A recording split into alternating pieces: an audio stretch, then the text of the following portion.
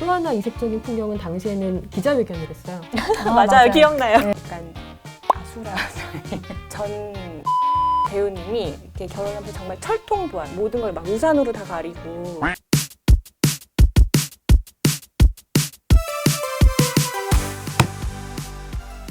안녕하세요. 옛날 잡지 쫑알입니다. 라면은 남이 끓여놓은 라면을 한 젓가락 먹는 게 제일 맛있고 잡지는 남이 읽어주는 잡지를 읽는 게 가장 재미있다고 하죠. 그래서 오늘 도합 경력 70년의 기자들이 옛날 잡지를 읽어드리기 위해서 이 자리에 나왔습니다.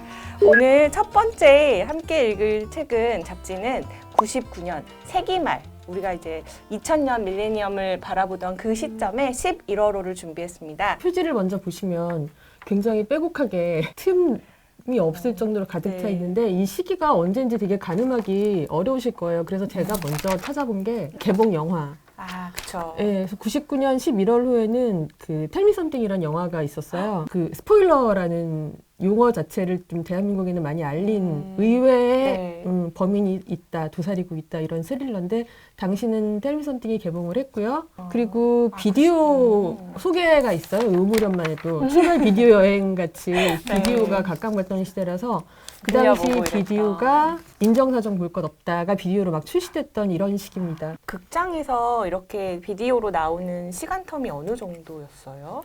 대략 대중업계가 6개월 정도 이상은 걸리지 네, 요즘은 않았을까? 정말 바로바로 뭐, 나오니까. 요즘 OTT 새로 나오면 소개하듯이 네. 그 당시에는 이렇게 비디오를 소개하는 시간이 있었습니다. 아마 이렇게 말씀드려도 어느 정도 시기인지 감잡기 힘드실 텐데 그러면 본격적으로 99년 네. 11월에 어떤 일이 있었는지 첫 번째 제가 고른 토픽은요. 연예인들의 러브 스토리입니다. 와, 정말 아는 앳되시다. 분. 타이틀에서 보시다시피 극비 사랑 풀스토리 이게 여성지의 정말 풀스토리 단골 자주 제목이기도 나오는. 하거든요. 근데 제가 이 기사를 선정한 이유는 그 연예 기사의 정석이라고 할 수 있습니다. 지방 촬영을 갔다가 서울에 잠깐 다녀가는 틈에 그를 만났다. 이렇게 틈을 틈타서 톱스타를 직접 만나고 찾아가고. 기자가 그 다음에 김태욱 씨와 최시라 씨가 데이트하는 지역 이 데이트 정황에 대해서도 상당히 구체적으로 네. 나옵니다.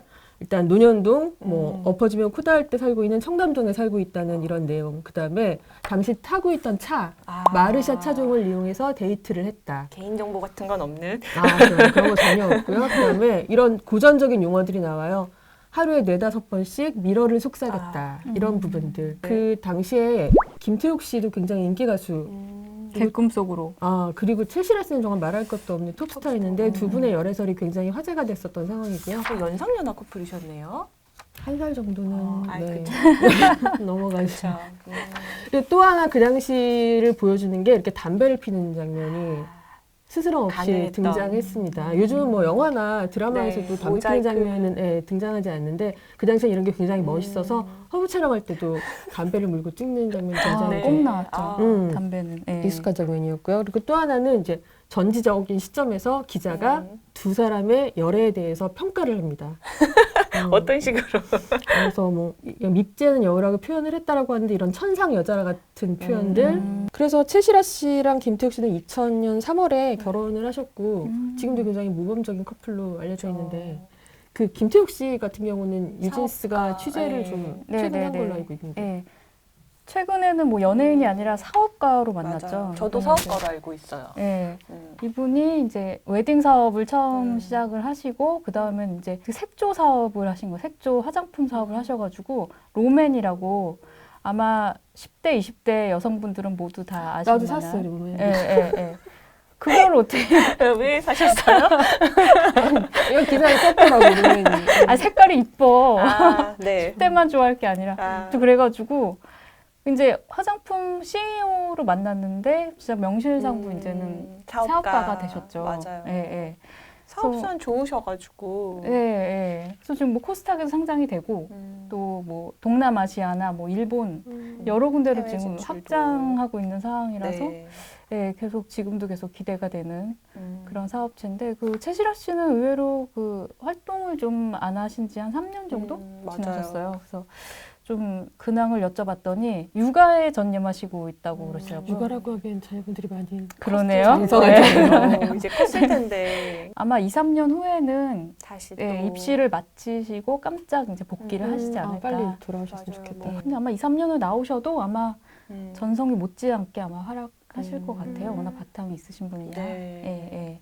잘 살고 계시더라고요. 그래서 이 여세를 몰아서 두 번째 제가 연애 커플 기사를 찾았는데 바로 그렇죠. 왕코 형님 지석진 씨 커플입니다. 근데 앞에 분들은 두 분 다 이제 스타시니까 네. 당연히 나오는 건데 이분은 와이프 되시는 분이 코디네이터예요. 이 내용을 읽다 보니까 지금도 물론 그 유재석 씨랑 굉장히 돈독한 사이로 네. 유지되고 있지만 이 두 분을 맺어준 사람이 유재석 씨라고 여기 나와 있더라고요. 당시 이 유수정 씨가 정선희 씨 코디네이터로 활동을 하고 계셨어요. 근데 유재석 연예계 씨가 쪽에. 여기도 나와요. 유재석은 생각했다. 지석진과 유수정 두 사람을 맺어주면 자신이 좋아하는 사람을 한꺼번에 볼 수 있다는 기특하고 영특한 생각이었다.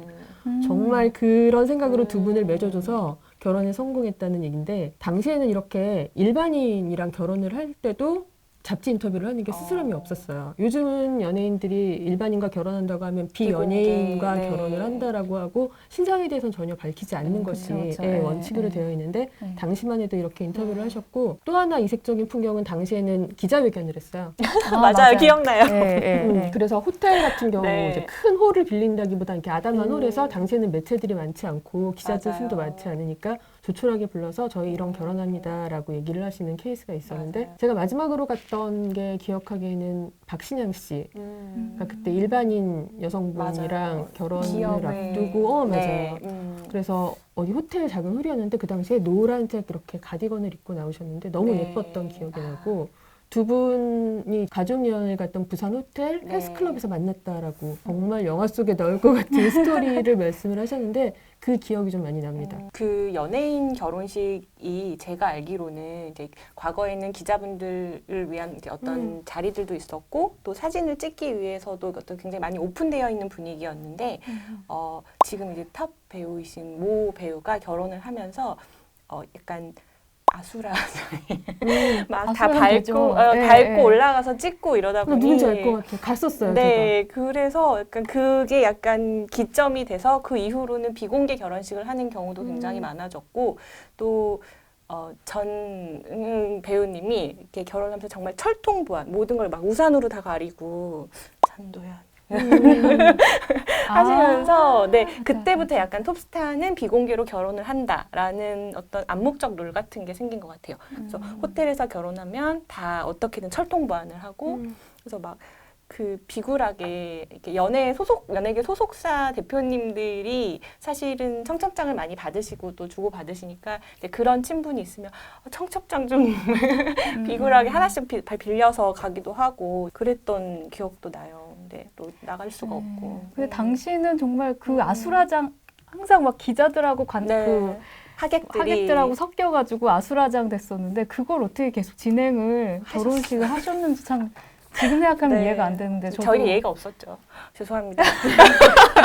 그때는 그랬고 지금은 또 다른 거니까. 네. 저는 마지막으로 그 결혼식 갔던 게 박해일 씨 결혼식이었어요. 그때 박해일 씨를 처음 실물을 본 거예요. 결혼식장에서. 근데 이 눈빛이 다른 거예요. 남다른 거예요. 거기서 반한 거죠. 그러니까 결혼식장에서 신랑의 결혼식에서 네. 비운의 덕통 사고를 당해가지고 근데 거기서 막 뭐 사진도 자유롭게 찍고 밥도 먹고 박해일 씨 오시면 인사도 하고 그랬던 마치 하객처럼 네. 알고 지내던 약간 낭만이 있었던 네. 시절이었죠. 그러니까 그 당시는 이런 취재가 가능했던 게 기자와 연예인들 사이에 이렇게 라포가 형성돼 있었어요. 동업자 그쵸. 정신이 좀 있고 연락처도 서로 갖고 있고 그런 사이라서 그렇게 결혼식을 간다는 것도 뭐 취재라기보다 축하해주러 가기도 하는 경우도 있었고요. 네.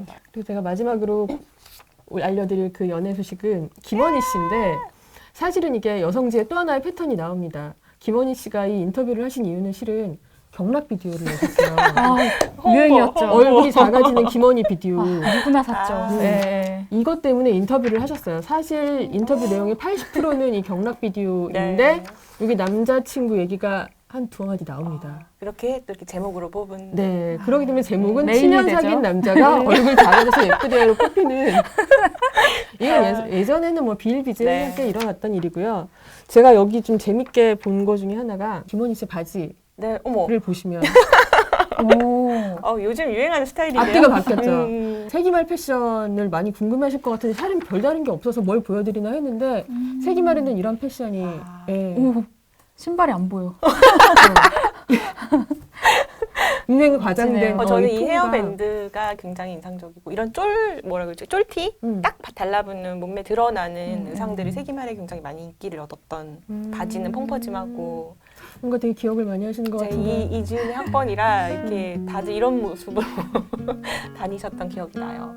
그래서 본격적으로 두 번째 제가 투픽을 준비를 했는데 바로 세기말 언니들은 뭘 입고 다녔을까 그렇죠.